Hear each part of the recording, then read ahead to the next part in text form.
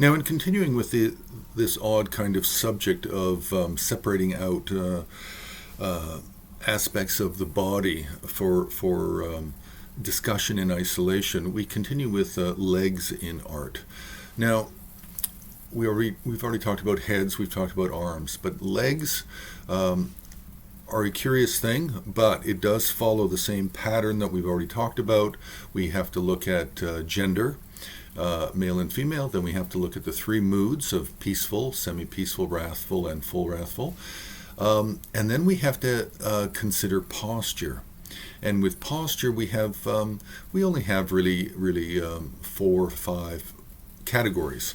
The first is seated, the second is standing, kneeling, dancing, and then a sort of a miscellaneous category of other.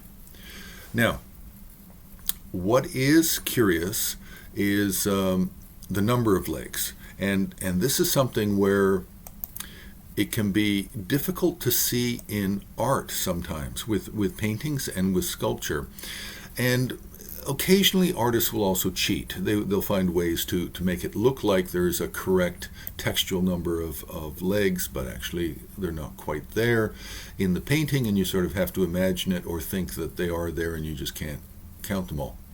So with the number of legs, it's not as complicated as heads and not really as complicated as arms. Although we do have, with the number of legs, we do have two figures or two deities with one leg, and that is a form of the protector deity Ekajati, and she has one leg. And then we also have the Tibetan or native Himalayan mountain kind of spirit called a Teprong or a Terong. And they often are depicted or described as having one leg, and they live in the grass, and they're a little bit like leprechauns. If you catch one, you might be able to get some wealth out of it. But Terong have one leg. Then 2 legs, most deities have 2 legs. The vast majority of all peaceful, semi-peaceful, or wrathful deities have 2 legs. 3 legs is unusual, and we find that really only with Trilokya Vijaya, and we don't really find it in Himalayan art proper. We find it more with Dali art or some Chinese tantric art, and then Japanese tantric art. Now, 4 legs is, funnily enough, more common, and we have a number of well-known deities such as Achala, Hevajra, Mahakala, Manjushri, Vajrakila, most of the Nyingma Kage Heruka, and a lot of the Nyingma Heruka deities, wrathful, 3 faces, 6 arms, 4 legs. We also have Devajagra Kayura from India, and then we have in the Bön religion, we have Kunzang Gyalwa Dupa.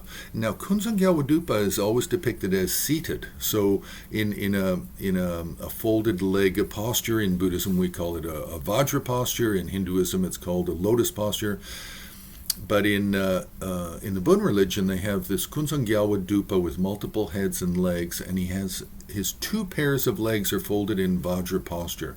So where you would see the upturned soles of the feet, typically for such as a Buddha, in this case you now see 2 pairs of soles of feet, which is quite interesting. Actually, the most fascinating sculpture is at the Asian Art Museum, San Francisco, Kunzang Gyalwa Dupa. You can find it on the HAR website. But that's the most interesting, and it's very clear how the feet are arranged. Then we have 8 legs. 8 legs are primarily with the deity Hayagriva, and then some forms of the Nyingma Heruka deity Mahotara. There are many, many different forms of Mahotara, from a 1-face 2-armed to 3-face 6-armed to 9-face to 18-face to more. So there's many different forms of Mahotara. He's a main meditational central figure of Nyingma Tantra tradition. Then we have 16 legs. We find that with Vajrabhairava, and then we find it with another form of Mahotara from the Nyingma. And then we have 1,000 legs. 1,000 legs, that belongs to the female deity, the white parasol goddess or white parasol mother, Sitatapatra. So then we have the subjects of deities with no legs. We mentioned that, possibly Rahula, Manju Nagaraksha, and any other Naga figures. Rahula, as a Buddhist protector, has the lower body of a Naga, or a snake, or a serpent.